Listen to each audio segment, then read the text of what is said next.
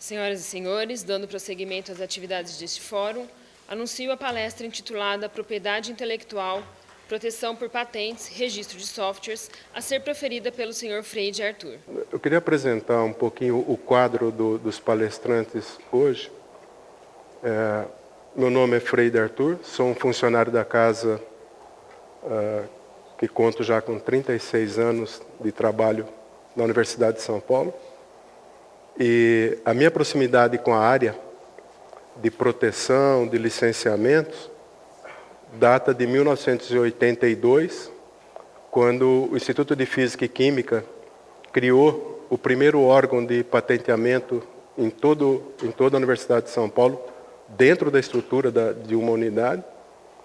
Em 1985, eu coopero com o professor Milton Ferreira de Souza, então diretor da Física, na criação da Fundação Parque de Alta Tecnologia de São Carlos, que resultou na criação de empresas como a Optoeletrônica, hoje tão bem administrada pela Fundação Parktec, já com Science Park, ao lado da Volkswagen Motores, pelo professor Silvio Goulart Rosa, hoje com mais de 100 empresas graduadas. Em 1987, eu integro uma equipe também contando com a docente da Largo São Francisco para implementarmos a criação do GAD, Grupo de Apoio ao Desenvolvimento de Inventos, da reitoria, que é o órgão precursor da Agência USP de Inovação. E depois, mais recentemente, depois da Lei de Inovação, eu passo a integrar a equipe da Agência USP de Inovação. O Eduardo Brito, um administrador de empresas,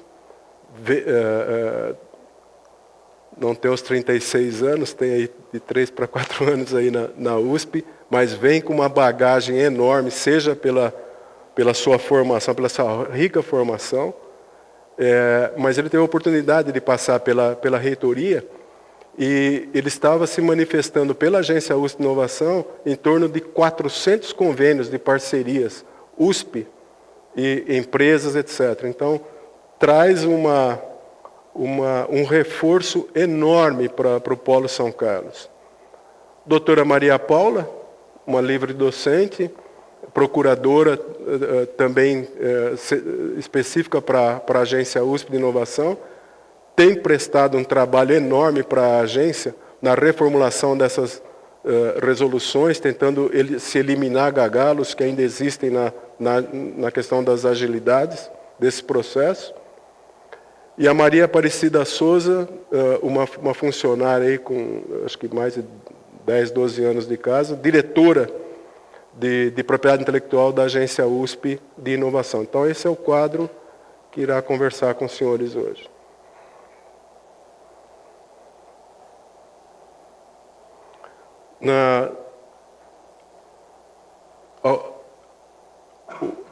Queria lembrar uma recomendação do Eduardo ontem, quando a gente estava revisando a palestra, é que passa uma parafernália aí de legislação, de procedimentos, professor Maldonado. Aí o Eduardo lembrou, Freire, olha, nós temos que lembrar os pesquisadores que tem divisas, né? O pesquisador, ele entra com a questão técnica, com os resultados técnicos, e uma boa parte dessa parafernália, quem vai executar são os agentes de propriedade intelectual. Então é essa parceria, essa somatória, que conclui nesses resultados aí de 850 documentos de patentes já existentes, N contratos de licenciamentos. Então, na verdade, o procedimento para se iniciar o patenteamento é relativamente simples, é um ofício do docente interessado com o ciente do chefe de departamento e mais o relatório técnico enviado por senha. Transformá-lo para o patentês é trabalho da agência. Então, já fiz a sua recomendação, nós não estamos querendo assustar ninguém aqui com a parafernália que nós vamos mostrar. Tem as divisas, tem os limites de atuação de cada qual. Eu gostaria de apresentar a Agência USP de Inovação, alguns resultados em conjunto com o Polo, nossa missão, objetivos, algum marco legal de inovação no Brasil, marco legal de inovação no âmbito da academia, alguma legislação de propriedade intelectual, falar sobre a importância da questão das buscas de anterioridades, as informações sobre patentes, o que compõe um relatório descritivo, e dar um destaque fundamental para esse divisor de águas que está ocorrendo no tocante a patentes implementadas por software. A partir da publicação, que é recente, por parte do Ministério da Indústria e Comércio, em conjunto com o INPI, que estabelece diretrizes claras para que não se indefira patentes que têm no seu bojo a sua implementação, o seu processo, o seu invento, no seu bojo a implementação por softwares. Vamos conversar um pouco sobre isso. E finalizar com alguns exemplos de patentes que já estão ali concedidas, implementadas por software, e dialogar com os senhores quais são os desafios, né, nessa área de inovação que tem o nosso país e que tem a comunidade USP. Aqui, nesse mapa, nós temos onde que estão sediados os polos da Agência USP de Inovação e também qual é a área de competência que abrange esses campi, né? Então, a agência está sediada em todos os campi da Universidade de São Paulo. A agência conta com uma equipe de 64 colaboradores, entre funcionários, estagiários e bolsistas. Eu diria que a metade são fixos e a metade são de estagiários e bolsistas, né? Nós estamos vinculados à Pro de Pesquisa e somos coordenados pelo professor Dr. Wanderley Salvador Banhado.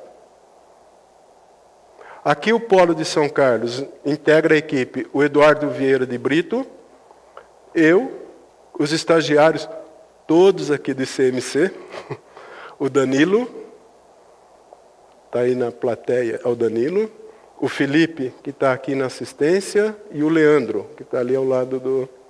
Nós estamos localizados no edifício Q5, no segundo pavimento do IQSC.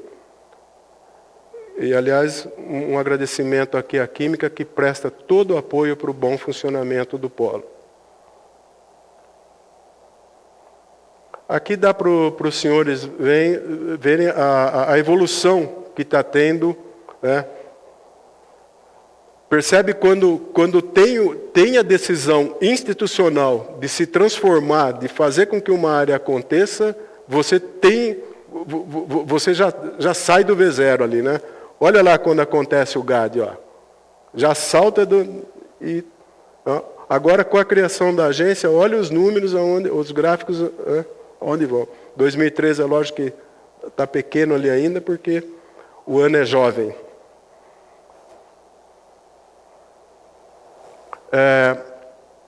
Essa é a atual performance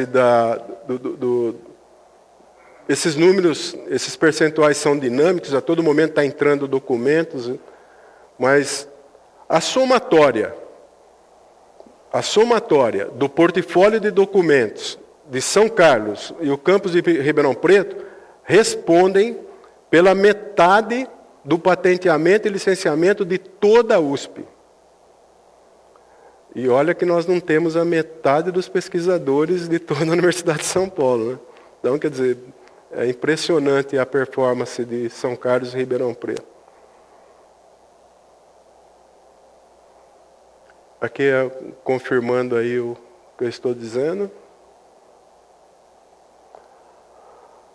A missão da USP, a utilização do conhecimento em prol do desenvolvimento socioeconômico do país, e o nosso objetivo principal é nos tornarmos um órgão facilitador dessa parceria, seja governamental ou seja governamental e privado.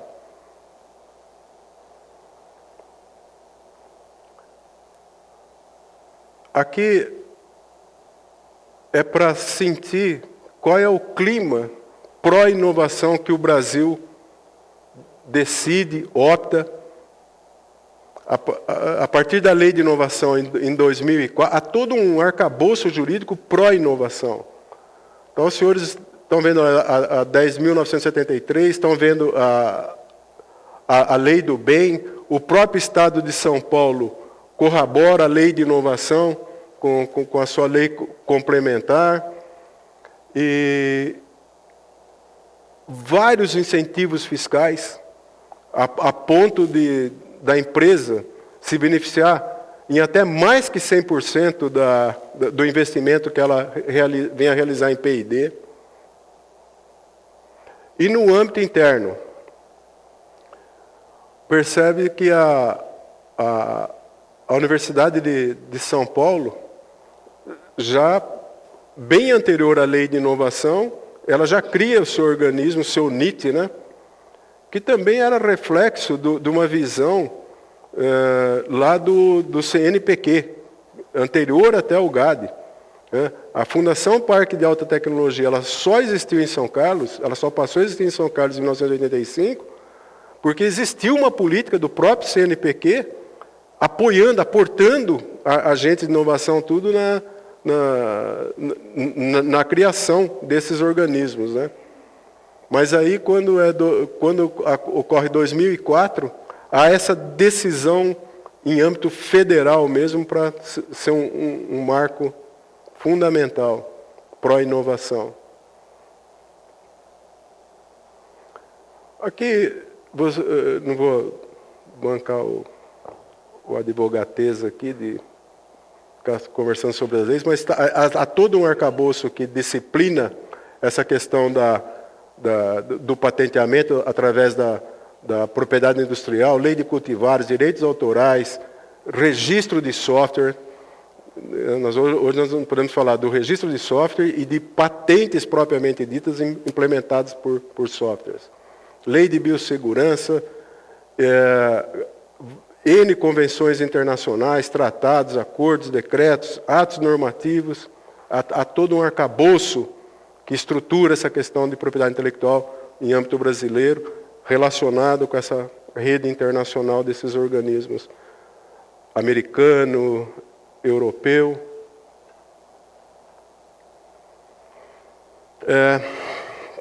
Queria conversar com os senhores sobre a questão da busca de anterioridades. Um dos itens que compõe o pedido de patente é a descrição do estado da técnica. Mais à frente os senhores vão ver essa questão do relatório descritivo como um todo. Mas um item fundamental é a descrição do estado da técnica. Como é que se encontra o estado da técnica? E tem um dado que é alarmante, né?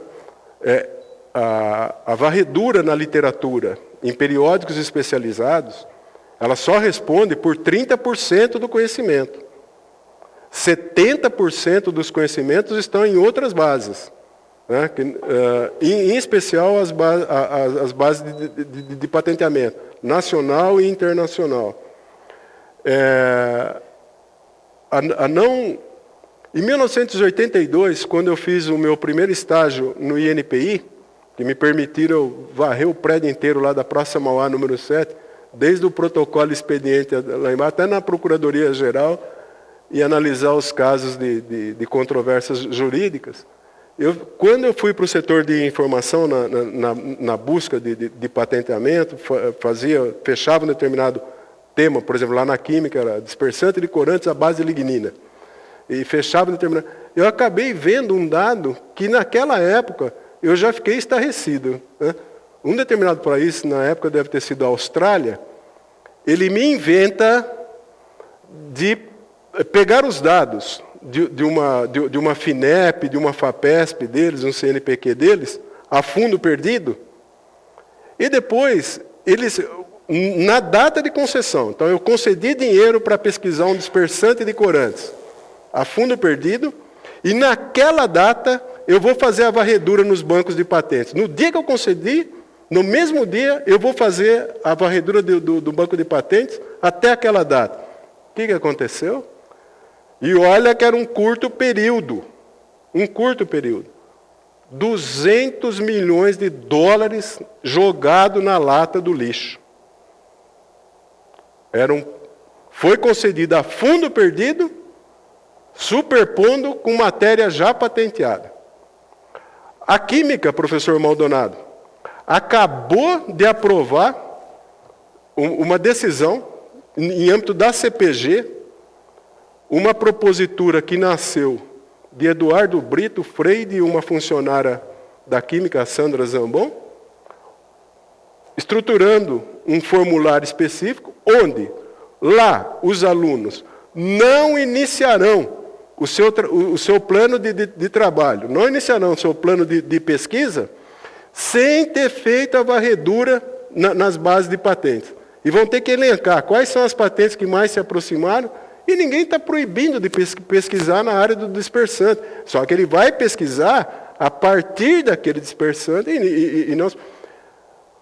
Hoje, se eu tivesse tempo, eu ia mostrar um vídeo para os senhores de 4 minutos e meio, feito por uma empresa americana, a Matrix, onde, se eu me assustei naquela época com 200 milhões de dólares jogados na lata do lixo, e lá eles passaram, no mesmo formulário que você pede o dinheiro a fundo perdido, eles colocaram uma outro formulário de acesso que te obriga a você fazer a varredura também nas bases internacionais e descrever o estado da técnica. No Matrix, os senhores estariam vendo que são bilhões de dólares. Se eu me assustei com mi, são bi de dólares em matéria já duplicando pesquisas em andamento. Mais à frente eu vou contar como é que 2 vezes a minha fortuna foi pelo ralo exatamente por causa dessa brincadeira. Minha potencial fortuna, meu potencial enriquecimento foi pelo ralo por esse descuido. E tem vários motivos, né? Por que pesquisar em base de patentes? Como a tecnologia foi alcançada? Como é que eu posso fazer isso? Em realizando a buscas de patenteamento, eu posso filtrar a informação que eu quero, né? Eu posso ver quais são os especialistas, o que é que já está disponível na área. Minha invenção é realmente nova? Eu posso, como uma empresa pequena ou uma empresa grande, eu posso policiar o meu concorrente através de uma busca de patente. A partir de 18 meses, a patente é publicada. Então, eu posso ver em que linha que uma Natura está vertendo nesse campo dos cosméticos. Tem N indicações para que você seja diligente nessa questão da varredura das bases de patentes. Mas era chatinho. Sem desmerecer o trabalho das bibliotecárias, que são extremamente elogiadas, mas quando você for falar na linguagem técnica deles para fazer busca de boleadores, a entender isso, né? Então você entra, mas será que eu tenho certeza que eu estou fazendo? Você é livre para você entrar na DERNT, na SPTU, na SpaceNet, na base do próprio INPI, mas será que eu estou fazendo certinho? Será que eu estou fechando todos os campos e baixando o estado atual da técnica? Para eliminar essa chatice, também por autoria do Polo São Carlos, apoiado pelo pessoal da física, pelo pessoal das bibliotecárias. Agora deixa eu resgatar as bibliotecárias. Apoiado pelas bibliotecárias da física, do ICMC, da química, da engenharia, e apoiado pelas bibliotecárias e pelo polo da Exalc. Criamos uma ferramenta chamada o tutorial, que dá o passo a passo para você fazer a varredura nessas bases. Né? Então, você não vai ficar quebrando a cabeça se você está fazendo certinho. A ferramenta já dá os passos e ele está disponibilizado no site da agência, www.inovacal.usp.br.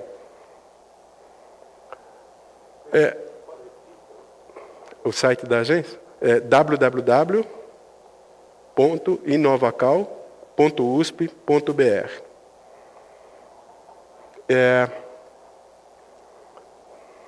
Tem alguns desavisados que eu tenho patente internacional, né? Não existe patente internacional, né?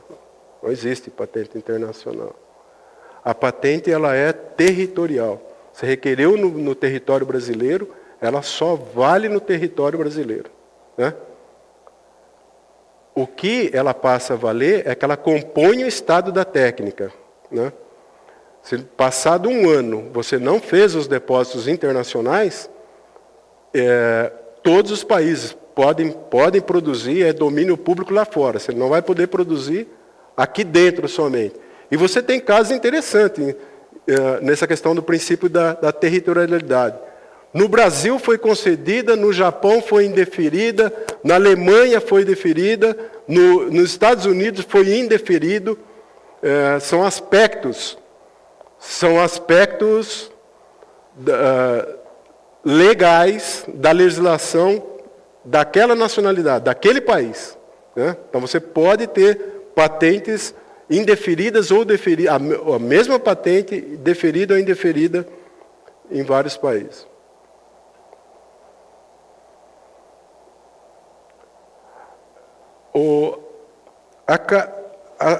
A obtenção da carta patente assegura o direito da exclusividade, né?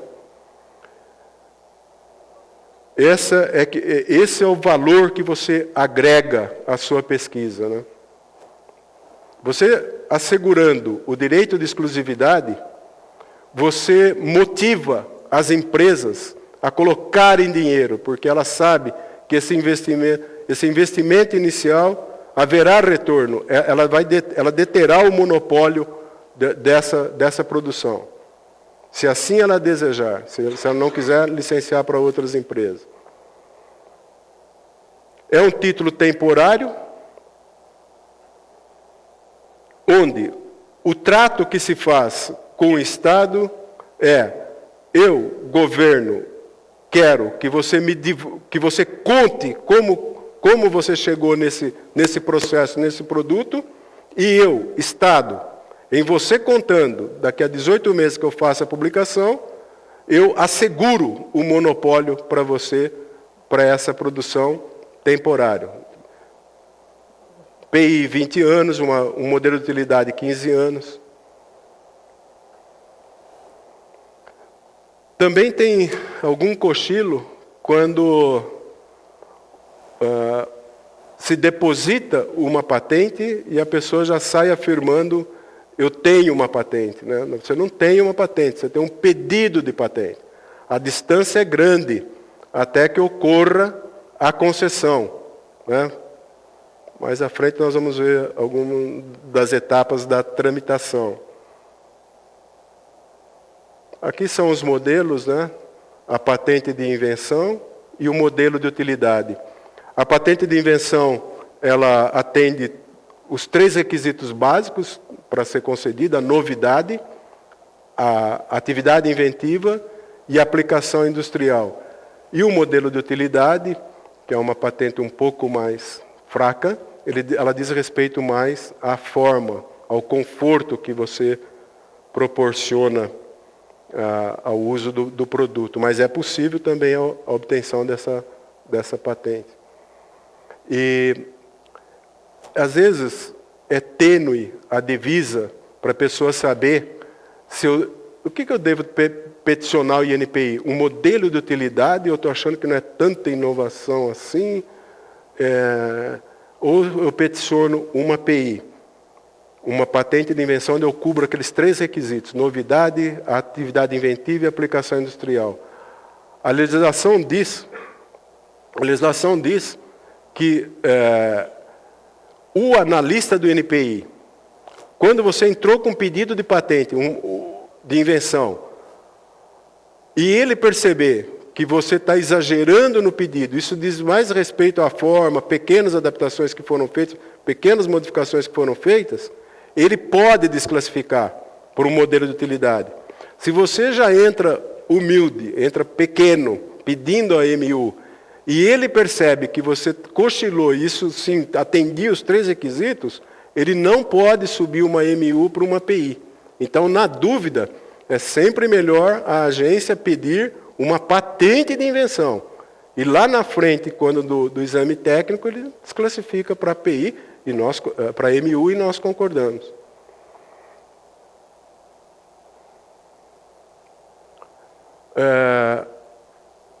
Como nós colocamos, né, até chegar a concessão, você tem que cumprir várias etapas, né? Cumprimento de exigências, baixada pelo próprio NPI, oposições de firmas concorrentes, atos administrativos de nulidade, todo o sistema patentário.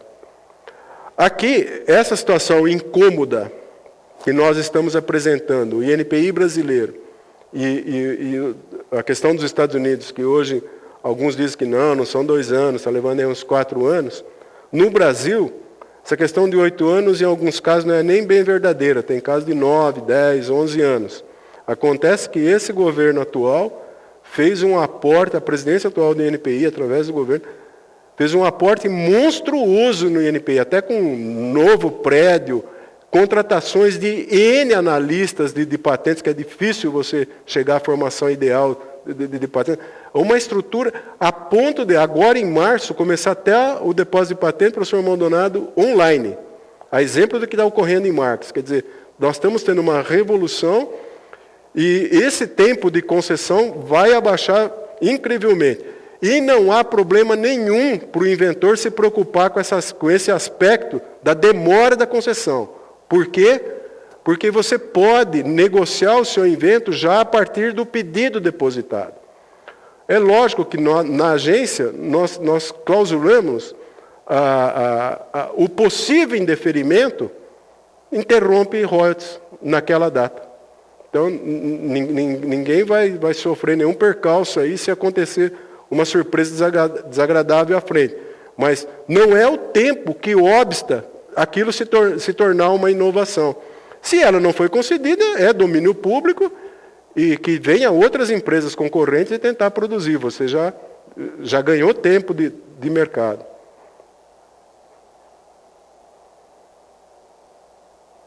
Acho que nós já abordamos isso. Esse é meio complicado.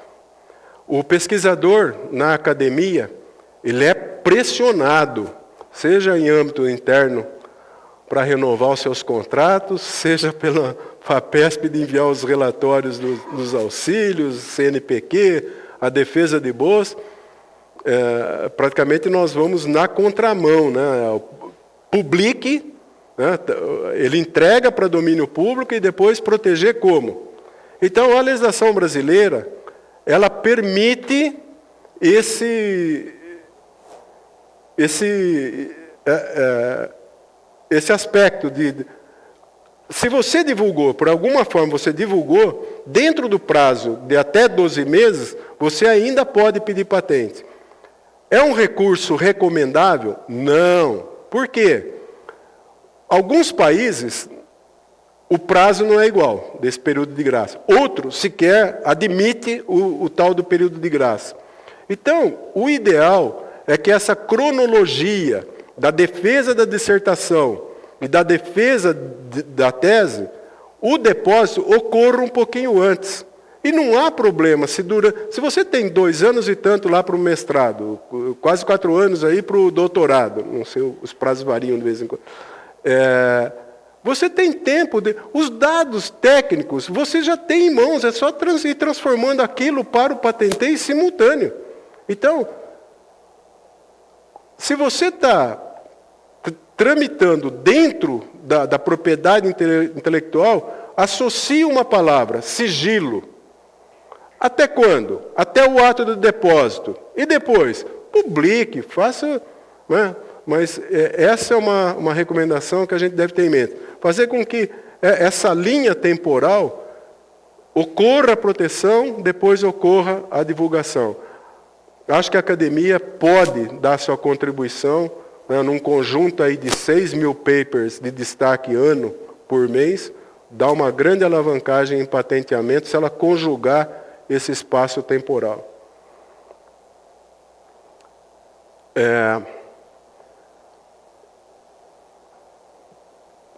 Na patente, você tem dois campos para figurar. O primeiro é inventor, não existe inventor pessoa jurídica, né? Sempre tem, mesmo dentro da jurídica, vai ter uma pessoa física que inventou aquele processo ou aquele produto, então o inventor é a pessoa física, no caso aqui da academia são os nossos pesquisadores, e o titular, ele pode ser o mesmo, ele pode ser o inventor e titular, proprietário da patente dele. No caso aqui da academia, de forma nenhuma, ele não é proprietário. Não é proprietário. Quem é proprietário é a Universidade de São Paulo. E como o professor Maldonado colocou, aí coitado do polo, coitado da agência, essa pluralidade de parceiros, né? O USP, o UFSCar, a Patrícia da UFSCar está por aí? A Patrícia não vê. Sejam bem-vindos, nossos amigos aí da Agência de Inovação UFSCar. Queria fazer o destaque da presença deles. Eles estão acabando de trazer um documento para nós, eu acredito, uma parceria que nós fizemos com a UFSCar. Então, aí, nessa questão da titularidade, você tem, alguns casos, universidade, a USP, a UFSCar, a Unicamp, a Unesp, a FAPESP, Polônia, Estados Unidos, França. Aí nós temos que redigir todos os documentos jurídicos que consensualizam as partes.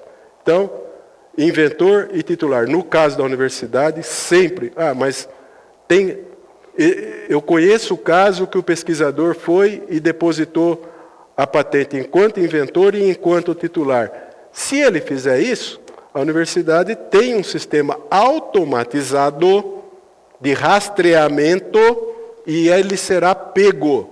E vai vir aqueles processinhos amarelos educadíssimos, perguntando, olha, não vai perguntar, vai falar, transfira, porque eu vi na RPI que você depositou pedido de patente. E às vezes ele nem é titular, ele só figurou como inventor, também vai receber o processinho amarelo. Que nós temos um programa automatizado que, ao aparecer um dos nomes dos nossos 6.000 pesquisadores na RPI, ele baixa que nem malha fina do IR. Então, aí não vai, ninguém vai... A agência não tem papel policialesco, não tem papel intimidativo, mas nós vamos regularizar, porque isso se trata de um bem público, nós vamos realizar. Educadamente, pedir ao nosso pesquisador, assine aqui a sessão de transferência e tal. Né? Se não assinar, é outra história aí o diretor que cuida aí de sindicância, processo, mas a propriedade é da Universidade de São Paulo. Né? E existe, estou avisando os senhores, que tem esse sistema de rastreamento no âmbito da agência.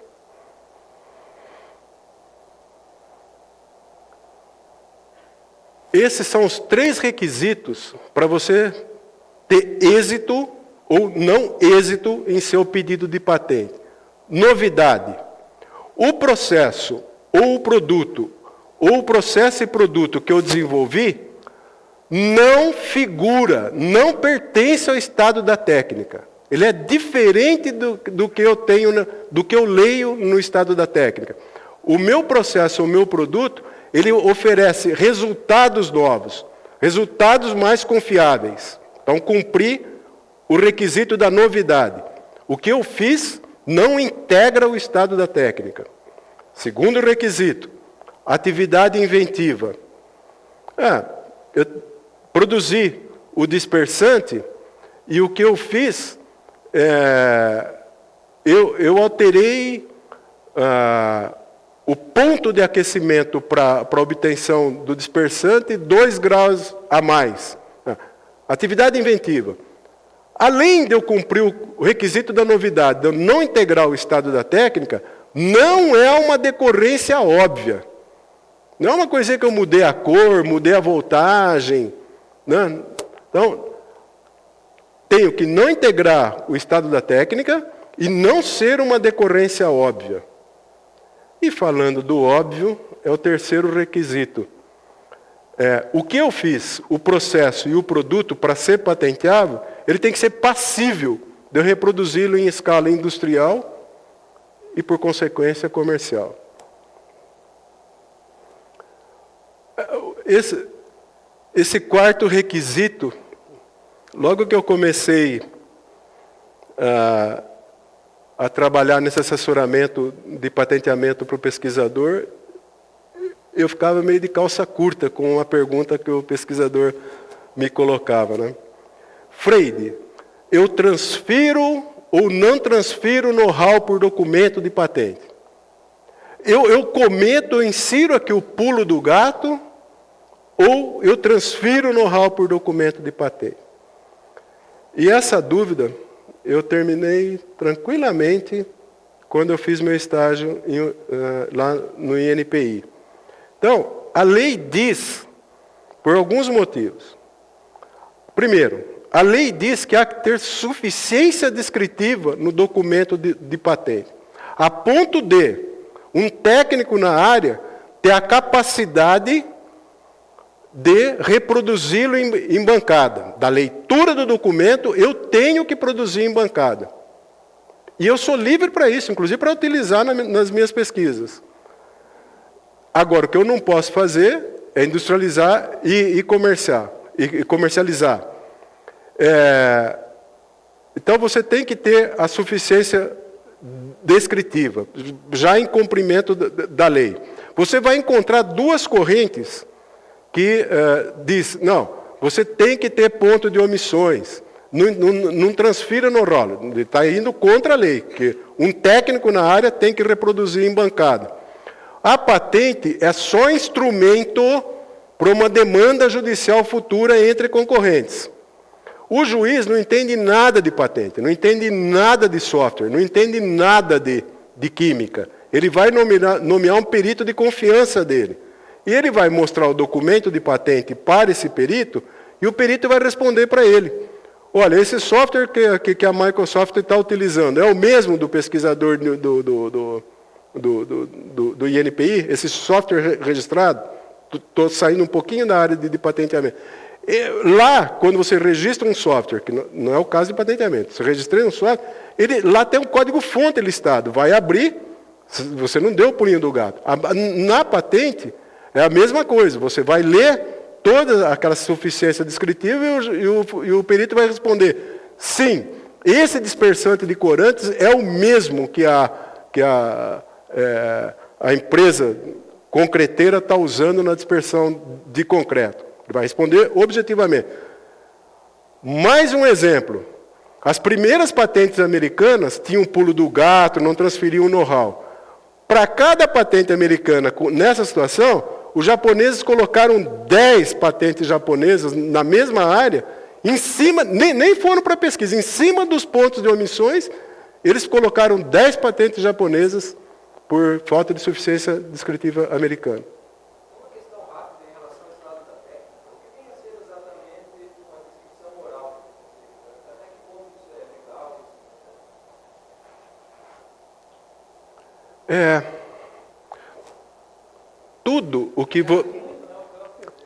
Tudo que você puder, de alguma forma, é oral, mas de alguma forma ela está registrada.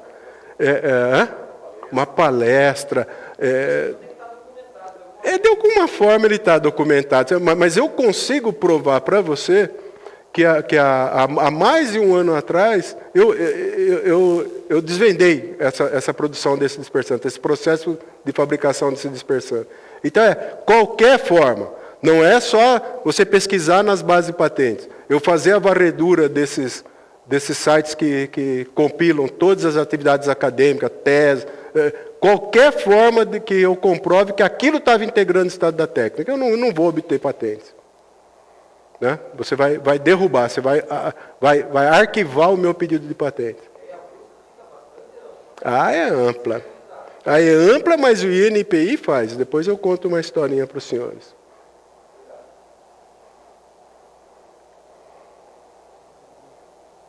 Quais são os passos para patentear? Né? A questão da busca de anterioridades, a questão de um profissional especializado. Você está falando de profissional especializado, mas está falando que agora em março o depósito vai ser online. Perfeito. Agora, eu acho até que o INPI será uma irresponsabilidade do INPI se ele não tiver uma primeira porta de entrada para o depósito online. Se não tiver, eu vou propor isso para o INPI. Para colocar as recomendações mínimas. Porque, como eu disse, depositar é fácil. Até chegar lá na exigência técnica, você cometeu vários tropeços e entregou isso para domínio público. O que é que tu fez? Enriqueceu o caixa do INPI. Tá certo? Então, tem que ter uma porta de entrada para instruções mínimas para essa pessoa não ficar na ilusão de que ele vai deter todo o conhecimento de um API. Tentem, senhores, se tornarem um API, um agente de propriedade intelectual. Os senhores vão ver o elenco de instruções que os senhores vão ter que demonstrar e ser aprovado em âmbito do INPI. Então, é correto isso, passar por um API, até que os senhores detenham toda a capacidade de redação final de um depósito. Você deposita, você tem a fase de acompanhamento. Se você não acompanhou direito, você vai perder, vai para arquivo, vai se tornar o domínio público. E pós a concessão, você tem que saber como que você faz os LEPs, né, os licenciamentos de exploração de patentes, como é que você redige um FT, um fornecimento de tecnologia, matéria não patenteada, enfim, há todo um elenco de passos. Como é composto um relatório descritivo? Você tem o título, né? Eu tenho que olhar para o título e capaz de vislumbrar de que se trata o produto ou o processo. Cadeira almofadada, com braços escamoteáveis, encosto giratório, encosto reclinável sobre 5 patas giratórias. Olhei para o título, já sei o que se trata. O título tem que me mostrar a invenção. Processo de dispersante de corantes à base de lignina obtida de madeira. Depois a gente conversa que tipo de madeira no relatório. Breve descrição técnica, um resumo aí de umas 50 a 250 palavras e aplicação industrial. A que setor que o seu processo, seu invento se destina? Descrição do estado da técnica. Já usei lá o tutorial, baixei todas as patentes próximas, consultei a literatura lá, palestras, fiz uma varredura no Google. Alguém tem esse... Vale até o Google. Pesquisa. O que for estado da técnica, eles vão achar. Compor estado da técnica. Tem empresas produzindo, como produz, os periódicos especializados, sítios periódicos, Chemical Abstract, etc. Descrição técnica do pedido. Disseque o seu processo. Se nós estivermos falando de um processo, apresente o fluxograma. Na etapa 1 eu aqueço, adiciono tal. Na 2, eu vou liofilizar o resultado obtido. Um fluxograma, descreva, disseque o seu, se fosse a cadeira, me mostre como é que reclina esse assento, como que essa pata giratória não tem tem ponto de equilíbrio, todos os detalhes. Descreva, disseque o seu... e para mostrar os avanços, vai para um capítulo no relatório que você vai criticar o estado da técnica. Você vai mostrar quais são as diferenças que tem, para ajudar o analista a entender que você está cumprindo aqueles requisitos de novidade, atividade inventiva.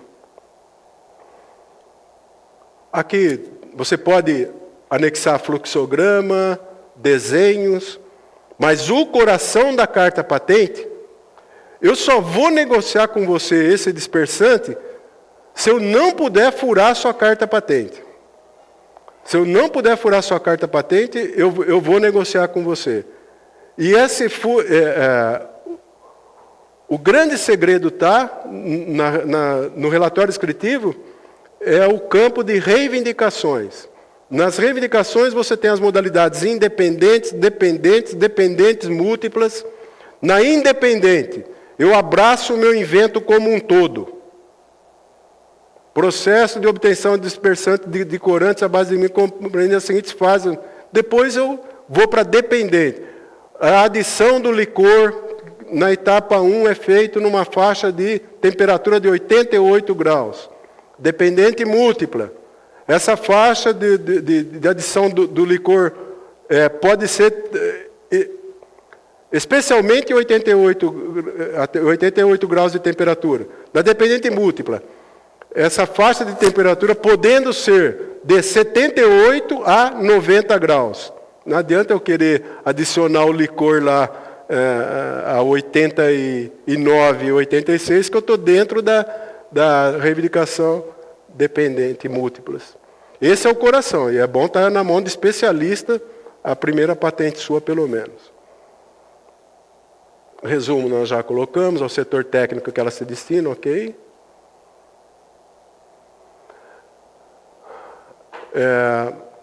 Voltando naquela questão de busca de anterioridades, né, e aquela figurazinha lá do professor Pardal,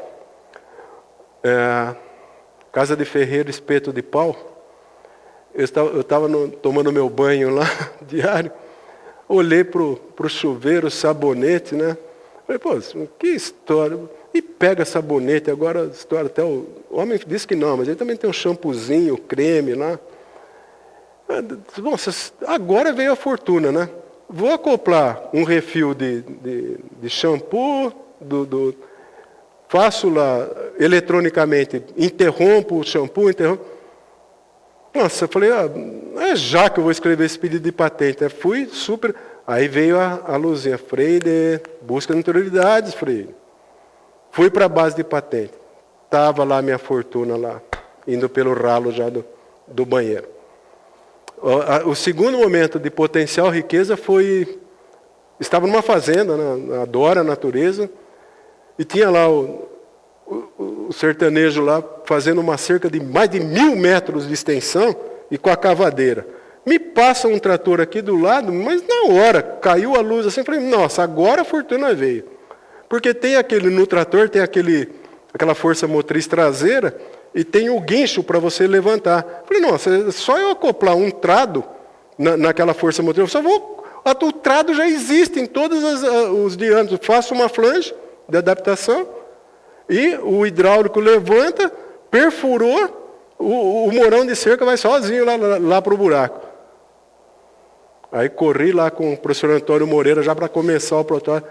Ele é calmo da engenharia mecânica, falou, Freire, calma. Você fez busca de anterioridade? Falei, pô, você faz falar isso para mim? Eu disse, não, verdade, eu não fiz a busca de anterioridade na base de patente. Então, você pode vir depois do almoço aqui? Posso, claro, quero ficar rico. E fui lá, ele me veio com o folder da empresa, já com o acessório atrás do trator lá, só o rapaz que estava com a cavadeira não sabia. Então, gente, está vendo? Não é má fé do pesquisador, não é má fé que ele superpõe. Ele tem esse ponto. Se ele toma esse cuidado, ele vai dali para frente. Eu vou melhorar aquela perfuratriz que já existe, que lá é fácil sucateá-la.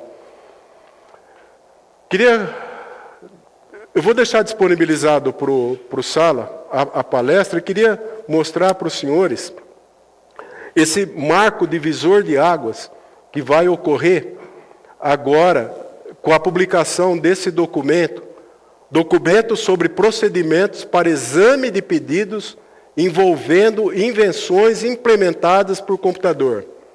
Esse é o link que está direto no INPI, está disponível aí para os senhores no INPI. Vou deixar, aquele que quiser, o próprio documento já para o João imprimir. Ele vai salvar aí numa pendrive dele. E foi publicado também no Diário Oficial da União em março de 2012. Atualmente, esse documento que eu vou disponibilizar e que também está disponibilizado no site, depois da consulta pública que aconteceu nesse Diário Oficial da União, ele não tem praticamente quase nenhuma alteração, são pequenas alterações que a Procuradoria-Geral do INPI fez as inserções lá, e ele está prestes a se tornar um ato normativo, a exemplo do 12797, que regula todo o sistema patentário, no âmbito do INPI. Ele vai se tornar um ato normativo que regula essas patentes que envolvem que são implementadas por programa de computador. Então, nós temos duas situações no tocante a softwares. Uma, em que eu só estou falando do programa em si, do código.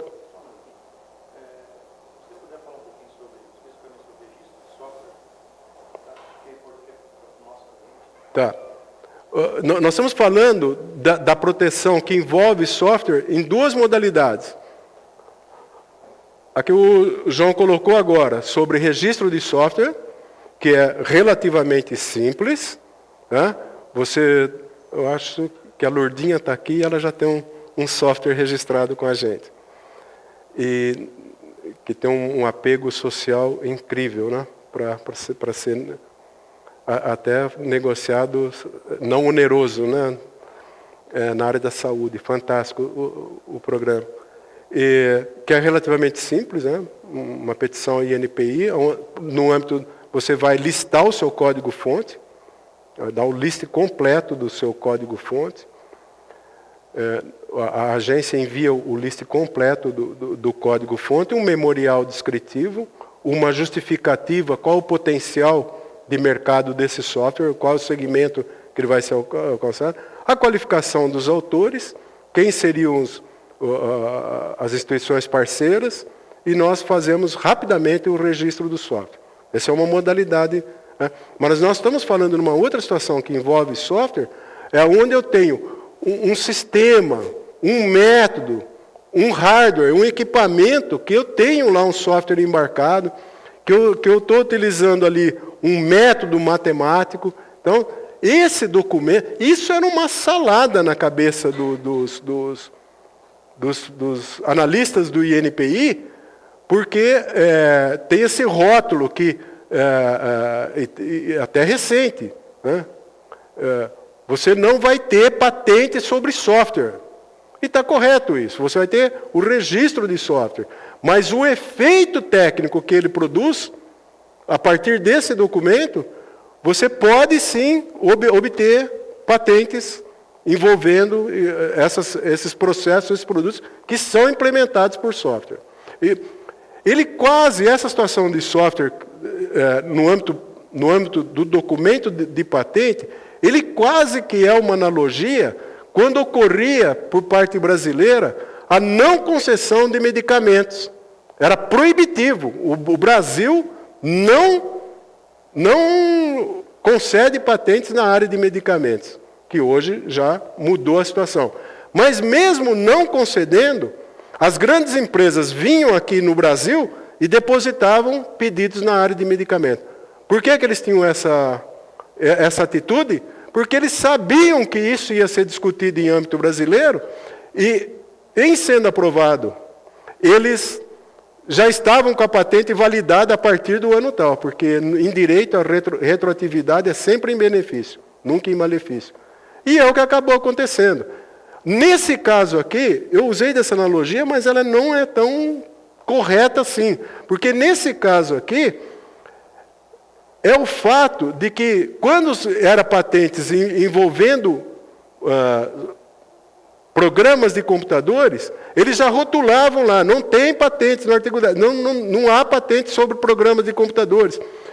E os analistas do NPI começaram a perceber que, em certos casos, aquele processo ou aquele produto, apesar de envolver um programa de computador, ele estava cumprindo os requisitos de patentabilidade, que era novidade, né? Não integrava o estado da técnica, o processo, o sistema, o método. Atividade inventiva não era uma decorrência óbvia do estado da técnica. Né? Por exemplo, vou dar um exemplo concreto, o algoritmo. Né? Você tem um pedido de patente que envolve lá um método algoritmo, mas ele tem um efeito técnico, qual seja, ele consegue, através desse sistema, me mudar as marchas do meu veículo. Pronto, obtive patente. Então, ele cumpriu os requisitos. E isso é um documento tão claro para os senhores que são técnicos na área, profissionais na área, que você vê lá que produziu um efeito técnico totalmente sem nenhuma discussão, ele é patenteável, esse método, esse sistema. Nós vamos ver alguns... Por favor, estou estourando o tempo já. Então, ele apresenta essas diretrizes, né, eles vão estar em cima do que a Lei 9.279/96 e combinado com a normativa 127/97 permite. Né? Então, não vai ter nenhuma dúvida para patenteamento de processos e sistemas implementados por programas de computador. Vamos lá? Tal como qualquer pedido de patente, os implementados por programa de computador, isso que eu estou lendo está inserido nesse documento. Deve atender os requisitos legais, mais especificamente a Lei de Propriedade Industrial, notadamente, novidade, atividade inventiva e aplicação industrial. E prossegue. O conjunto de instruções e uma linguagem, código-fonte ou estrutura do código-fonte, mesmo que criativas, não são consideradas invenções, ainda que proporcionem efeitos técnicos. Por exemplo, alterações no código-fonte do programa sem alteração no método, que traga o benefício de maior velocidade, menor tamanho, modularidade, etc. Apesar de serem efeitos técnicos, pertencem ao âmbito de programa de computador em si. Nesse caso, eu vou e registro o programa de computador. Vou protegê-lo por registro.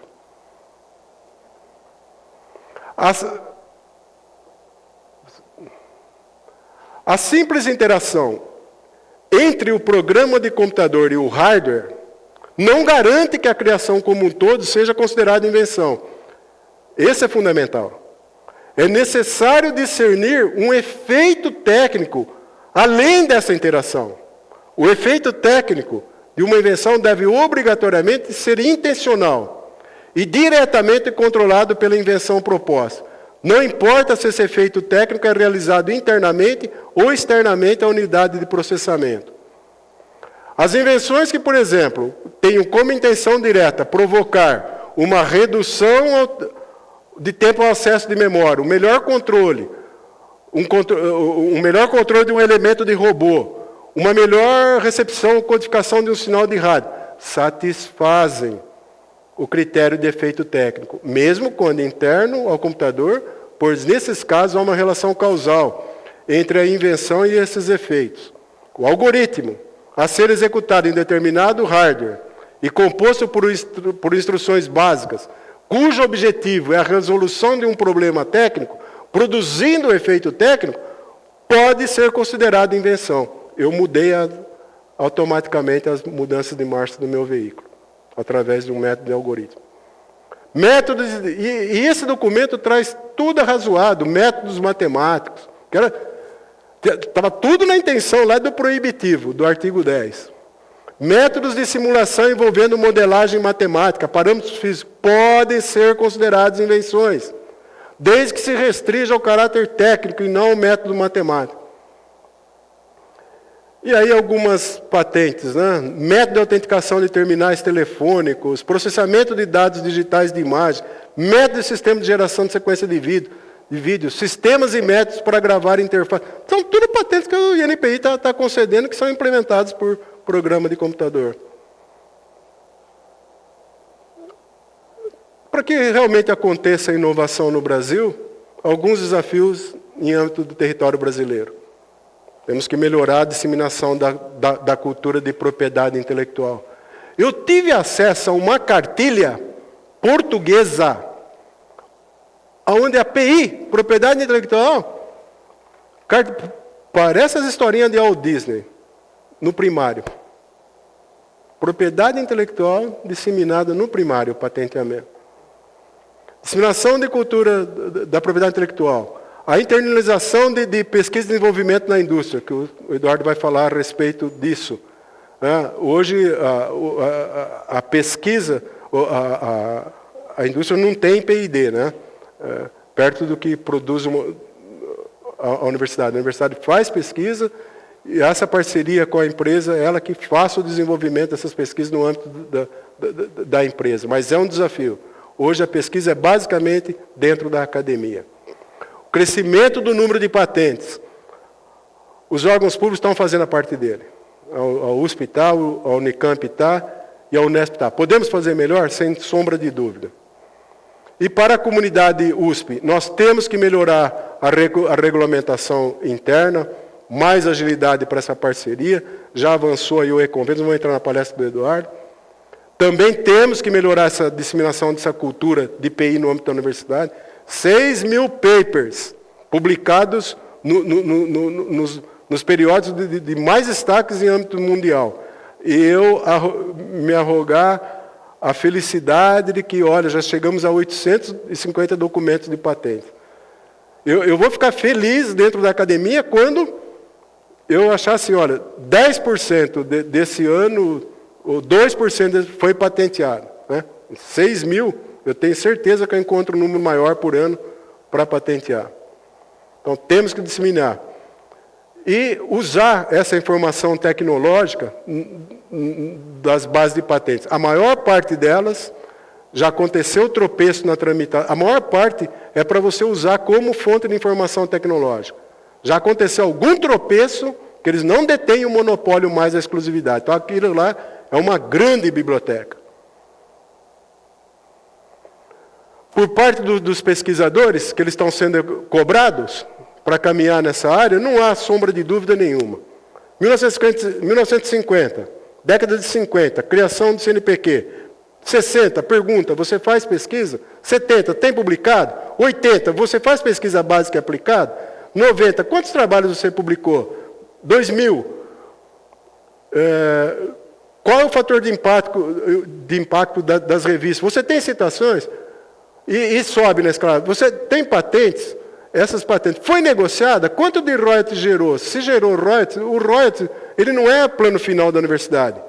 A universidade quer gerar, com essas tecnologias, gerar emprego, aumentar. A Opto já passou de 20 milhões de impostos pagos.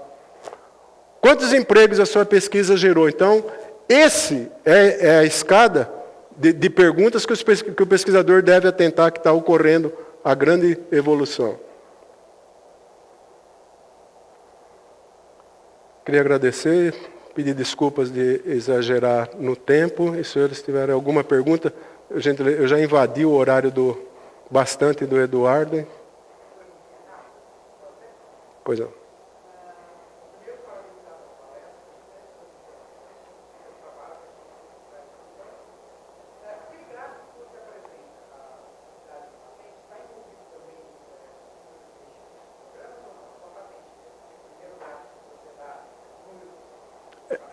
É patentes, Lourdinha. Nós cometemos essa gafe. De memória não tenho, mas eu posso lhe enviar, sem dúvida. Não, sem dúvida. Foi uma gafe imperdoável no ICMC não trazer esses dados, me desculpe.